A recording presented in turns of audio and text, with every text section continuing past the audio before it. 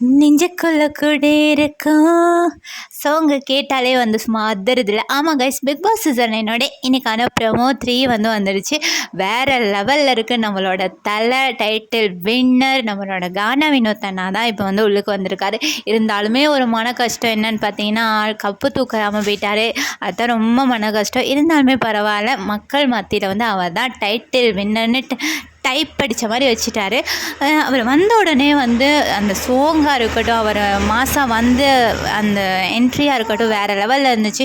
வந்ததுமே வந்து அரோரா கொஞ்சம் அழுது கொஞ்சம் அங்கே சீன் க்ரியேட் பண்ணிட்டாங்க. என்னென்னு பார்த்தீங்கன்னா, இருந்தாலுமே வந்து அரோரா விக்ரம் பேசிக்கிட்ட சில சந்தர்ப்பங்களில் வந்து கானா வினோத் வந்து கப்பு தூக்கக்கூடாதுன்னு நிறைய இடங்களில் சொல்லியிருக்காங்க. ஓகேவா?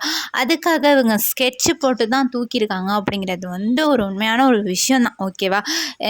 போயிட்டு அவரை வந்து வெறுப்பேற்றிக்கிட்டே இருந்தாங்க அரோரா. ஓகேவா?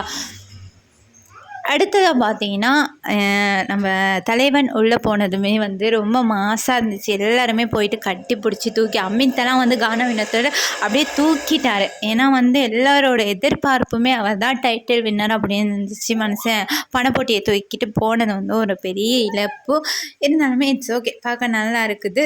வந்ததுமே எல்லாரையும் சிரிக்க வைக்கிறாரு. கலகலப்பாக இருக்குது. இவர் போகிற வரைக்கும் எபிசோட் நல்லாயிருக்கும், போனதுக்கு பிறகு புஷ்ஷுன்னு போயிடும். அதுதான் உண்மை. இதை பற்றின உங்களோட கருத்தை வந்து மறக்காமல் கமெண்ட் பண்ணுங்கள், லைக் பண்ணுங்கள், ஷேர் பண்ணுங்கள், சப்ஸ்கிரைப் பண்ணுங்கள், சப்போர்ட் பண்ணுங்கள்.